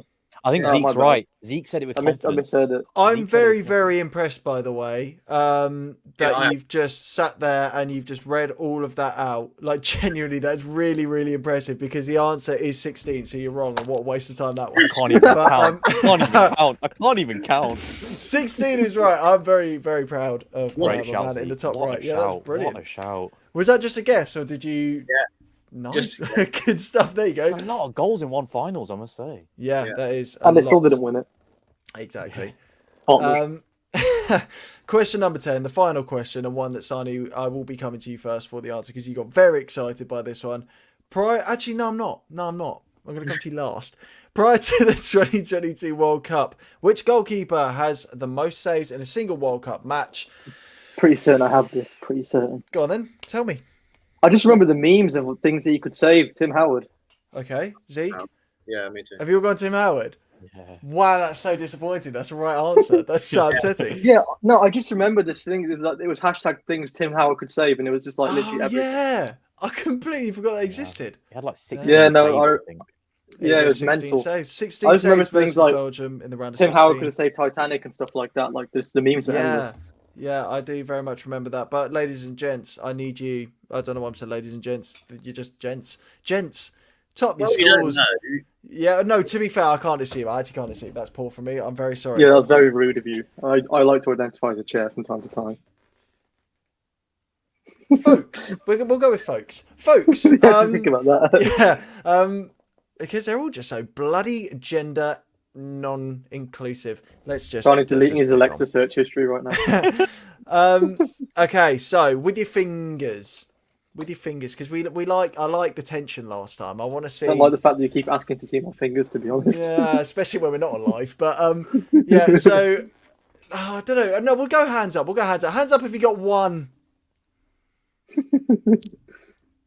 Silence bottled it. Cool. Okay. Hands up if you got 2. Keep them raised. Keep them raised. Oh, Keep for them God's raised. sake, man. This is like knockout. 3, 4, 5. Start being at school again. Oh, we've had our first KO. 6. All right, mate. Oh, wait, it's a draw. Oh my god! If only I had a tiebreaker question. I do. So. Oh, not again. Wowza, Rooney. Oh, not this again, man. Yes. If it's anything Right. to do with amputations, I'm off. Which part of the body was severed? No, I'm joking. So tiebreaker question is hopefully not going to have to go to another tiebreaker because I have prepared 2 more tiebreakers. Neither do I am around. Oh my god, that's a great idea, but not for now. Which African country was the what? I can't talk. Which African country was the first to appear at a World Cup? Would you like multiple choice for this? No. Just I would. go on, just do it. Why not? Okay. Just A.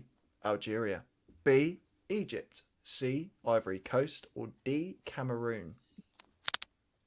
Hold on, that was Egypt.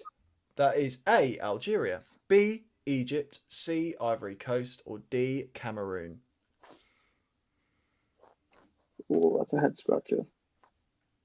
Head scratcher. You know what? Absolute head. That question number 1 killed me because Oh, no.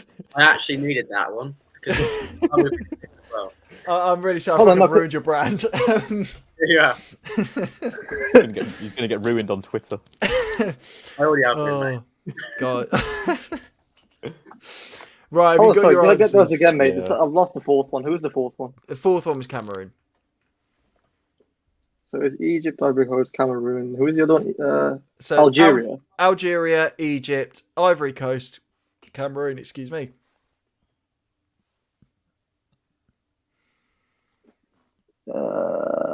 Fucking hell, I don't know. Dude, That's what I like to hear. It's music to my ears. I'm not Doubting myself. Yeah. No, I'm not either. Okay, I'm going to have to press you guys for an answer. Do. Sorry, I've just Okay, written one are down. we I locked don't in? know. Are we locked in? The first Yes. person that I'm going to go to is Zeke. Zeke, what do you think, mate? Whilst we're sat here all nice and rosy. I think it's Ivory Coast. Oh, okie dokie. Interesting. Who do we go to first? Okay, Hassan, what do you think? What do you think? I went with Algeria, but I don't know why, and I can't justify that. So yeah, Okay. don't ask. You're looking very calm for a man who's under so much pressure for a title here.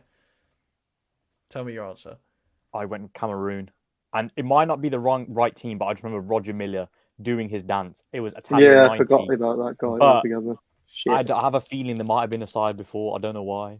Amazingly, we've had 3 different answers. And they're all wrong. They're all fucking wrong. It was Egypt, 1934. Really? Algeria and Cameroon, 1982. Ivory Coast, 2006. So, good job. I've got a couple more. Okay. So then you're going to be here for a long time. It's me. We'll have to do a buzzer this round. is in a minute. Whoever says it first. No, that's too controversial. Like happens. Yes, true. So, Mano de Dios is a Spanish translation for what famous World Cup incident? He literally Mano- speaks Spanish, bro. He's got a That's a leg bit up. unfair. He's got a leg up. See? It's don't make the quizmaster feel bad. I'm doing it. I gotta get every advantage I can here. He speaks fluent Spanish. He did it at GCSE, I think. Go on then, say my name is Sani. Me and Mosani. Right, cool, we'll do a different question. Okay. It's enough for me. That's already exceeded my Duolingo. Okay, who was the England manager when David Beckham got sent off against Argentina? Was it A, Glenn Hoddle, B, Sven-Goran Eriksson, or C, Peter Taylor? Ooh. Who was the England manager when David Beckham got sent off against Argentina? Was it A, Glenn Hoddle, B, Sven-Goran Eriksson, or C, Peter Taylor? Who is that last guy? Old England manager. Yeah, I'm baffled. I don't know who that is. That's I've a very met him. good question. He's a nice that guy. is. Yeah, Nice guy. very good question.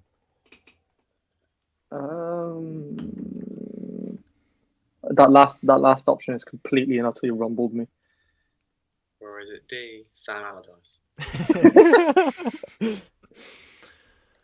I might need to get um, another um, question popped up ready because I'm really scared. I'll do a who am I if you're both wrong. Okay. We're going to be here all night at this rate. Yeah, we genuinely will be. Oh, I got work Hold done. on, I'm still thinking, man. I'm still really unsure. That last Yeah, one's no stress. come on, completely man. No back. stress. I'm Shut up. searching Wikipedia as we speak. I'm not. I promise you, I'm not. I'm really thinking because I feel like Sven was late. Doing that. That last guy, I don't know who he is, and I feel like he's the guy, but I don't know. Who was the first one again? Just go with the guy that never managed one England. But yeah. was Glenn Hoddle, Shut up. Sven-Goran Eriksson, or Peter Taylor.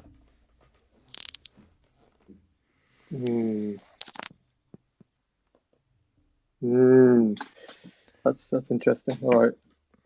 Have you guys both got an answer?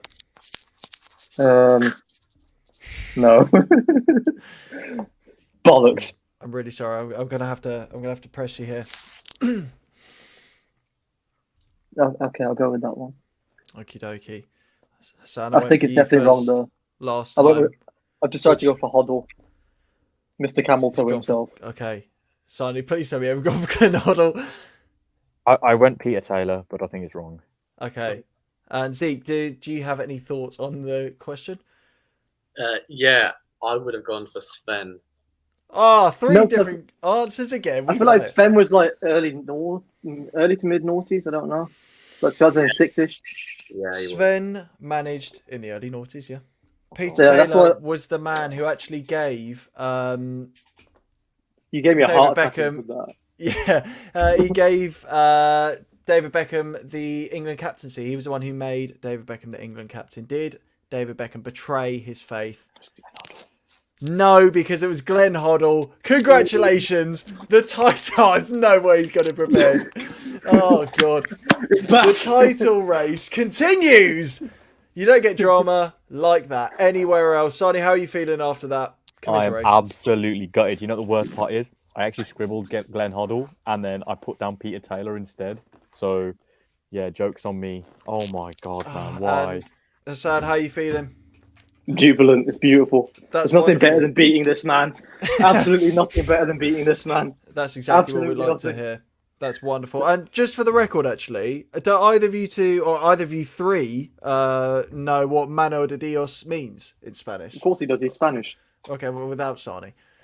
What famous World Cup incident is Mano de Dios? Because I can't use that for a future quiz now.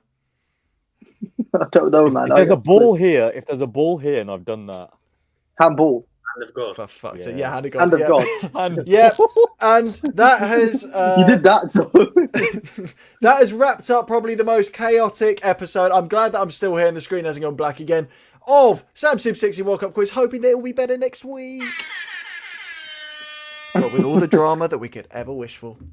Yeah, there was plenty of it, and I'm hoping there's some more drama in the quarterfinals because that's what we're going to be discussing That was so right good. now. Right now, we're going to be discussing these juicy quarterfinals that we've had. What a word, quarty sounds odd. I mean, we'll start with Croatia versus Brazil. Sonny, I'll come to you first. How do you feel about that tie? What are you expecting? Because I think Brazil looked terrifying, but Croatia, as we said earlier, wily old dogs. yeah, no, wily old dogs. I think, to be fair, unless you're playing two up top like that Croatian model, Ivana Nol or whatever her name is, then I don't think Croatia are going to win. They need to pressurize. Look at that guy. He's loving it. No, they need to pressure Brazil from the outset. They cannot give them space. You give these guys space, they will punish you. So I think in the first half an hour, Croatia need to go all out and literally prevent them from playing, because once they do, it's going to be really hard. They need to break up the play, make this a very scrappy game. I think that's the only way Croatia can win. And then, yeah, we'll see from there. Brazil, like I said, they've got so many options. They're going to be deadly. They need to stop Neymar, especially. He's the key. You stop Neymar, you stop the supply lines. That'll be interesting. I think also attack Militao. I know they love playing him as a right back. I don't think he's that good as a right back, personally. I know he's done well this tournament, but listen, you have to get at this side somehow. And I don't think you're going to get at this side by Marquinhos and Silva, who has been immense for Brazil. So let's see. I mean, let's see if Alexandro is going to be back for Brazil. But I think Brazil are going to win this game 3-1. Sam, what's your prediction for Brazil versus Croatia? Well, firstly, I agree with everything Sani said. I think it's going to be a very stop-start game. I think there's going to be a lot of cards going Croatia's way, which gives punters like me a little tickle. So I think it's going to be a very stop-start game, as I say. But I can only see Brazil coming through. I think it'll be narrow. And I reckon they'll win 2-1, maybe 2-0, but I'll go 2-1 for the drama. We always love a bit of drama. And Zeke, what's your prediction for this mammoth clash?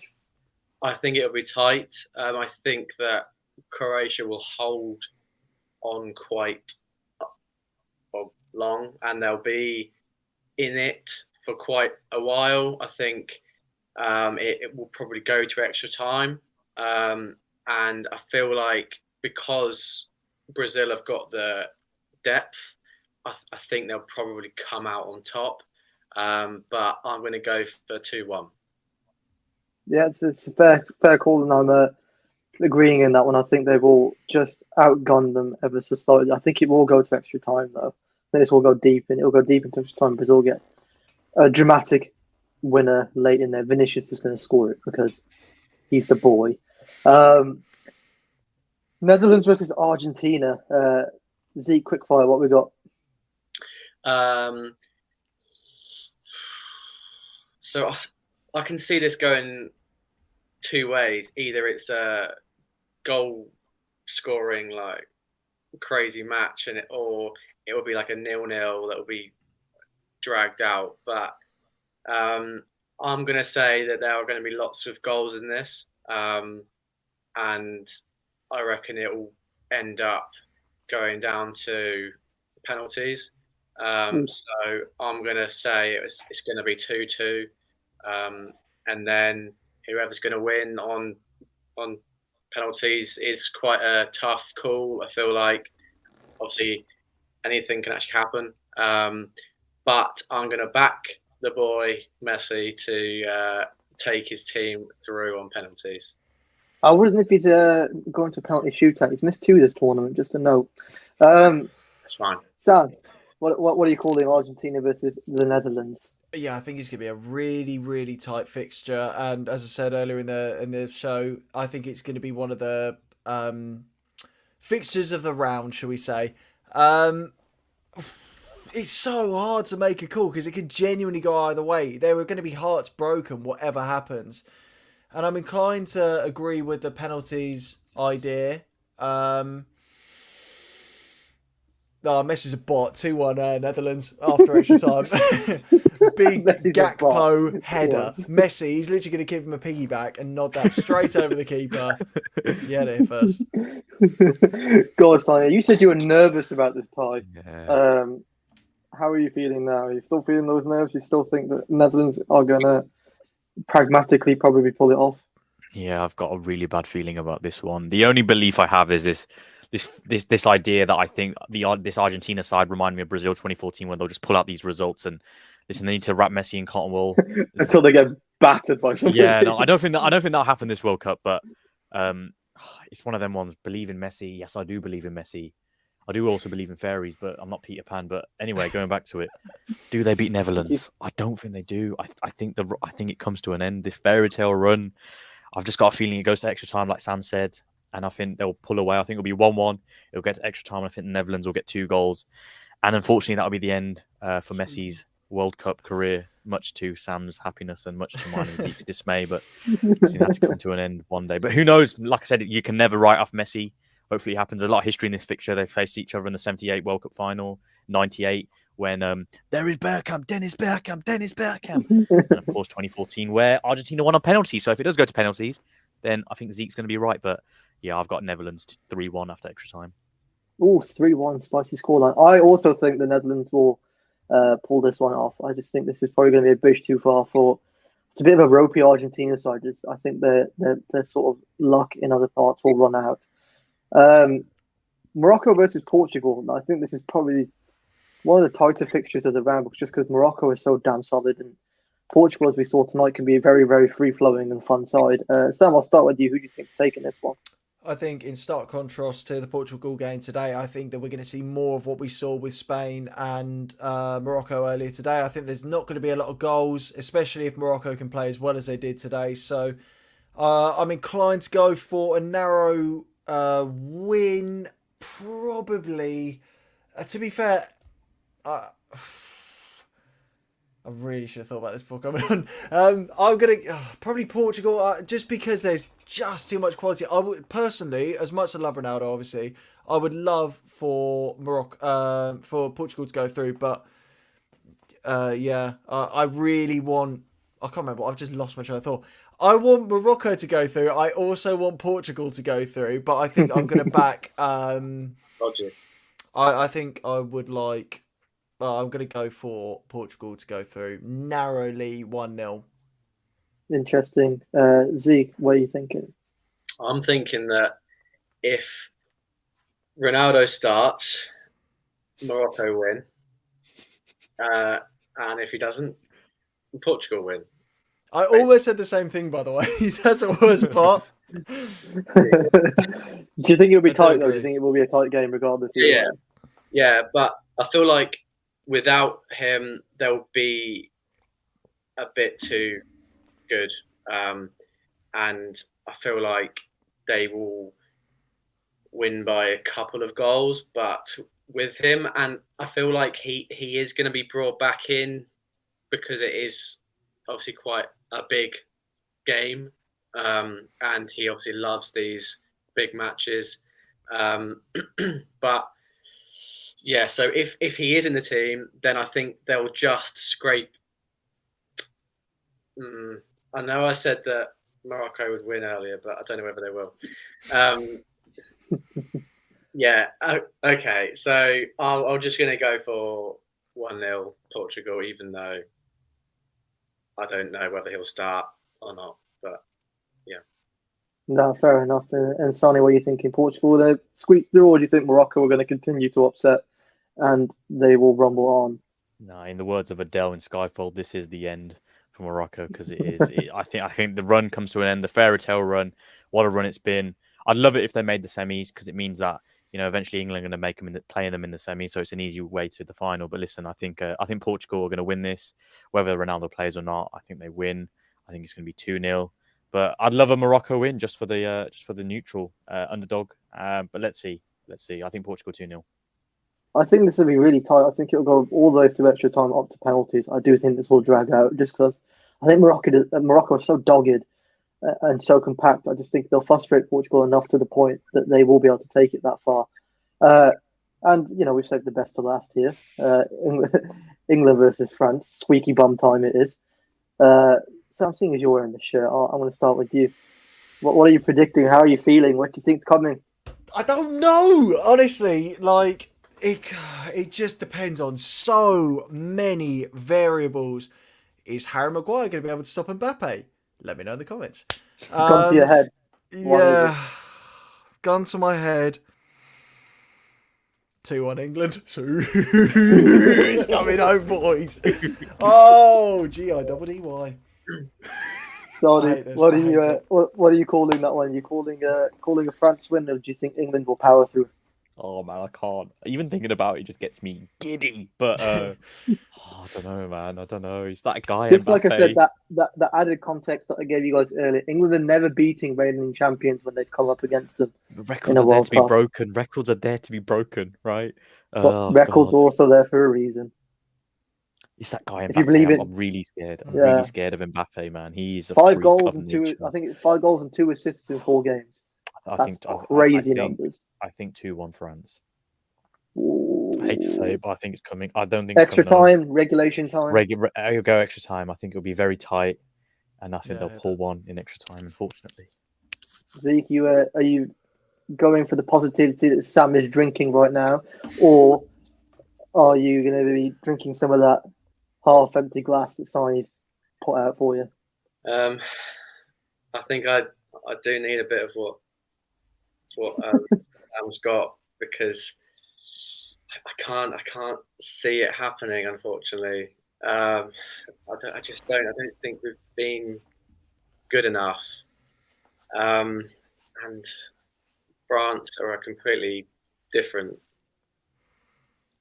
kettle of fish, whatever the phrase is, than all of the other opposition. And yeah, I don't see them quite having enough.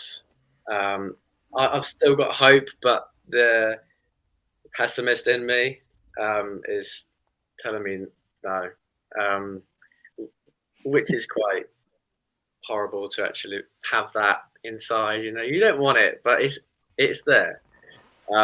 So I'm also gonna say it will go to extra time, and I think it'll be 2-1 as well. Unfortunately. Yeah, I'm backing what both of you said there. I think France will prevail in this one. See you later, mate. Yeah, I just think that they are the team that's going to go definitely all the way to the final, and I think Brazil are the other one that will go all the way. I've said that from the start, and I'm backing that. I think those are the two teams that are just so damn good. But Mbappe in this form he's unstoppable. Probably the best player on the planet right now, as it's going. He's scary good, but there's too many other players in that team that are fantastic as well. I mean, stopping Theo Hernandez down that left back position is going to be an interesting one. Usman Dembele up against Luke Shaw. I'm not too sure about that battle either. I think the midfield battle's definitely there to be won though, 100%. We know, Tchouameni's fantastic. I don't have any doubts on him. Rabiot, we only recently seen how good he can be, but is it a flash in the pan? Is he a sort of performer against lesser sides, but doesn't do it against the bigger sides? Who knows? We're going to find out on this absolute cracker of a tie on Saturday evening. I can't wait for it. I know you boys definitely can't wait for it. I can't wait, man. But that's all she wrote for another one until 8 becomes 4, and then we'll be back again. But until then, any final thoughts, boys? I need to sort my internet out. I need to win a few more quizzes. Yeah, until then, this belt's going nowhere. Zeke, anything from you? I mean, I'm just really bad at these quizzes, and Turns out you don't know your shirt manufacturers either. Yeah, I need to learn a bit more about that, which I like, because I literally like spend most of my life looking. Call yourself a kit connoisseur. Shame on you. So please don't tell any of the. What do you mean that's going in the chat straight away? I'm clipping that. I'm clipping that and dropping that straight in the boys' chat. Don't worry. Oh, I'm so sorry. You cancelled him. Sam. Hashtag cancel Zeke. But that's all it is for this live stream, folks. Make sure to tune in for the next one. Obviously, drop the boys a sub, drop us all a follow, and until then, we'll catch you the next time. Peace. Take care, guys. See ya. Peace.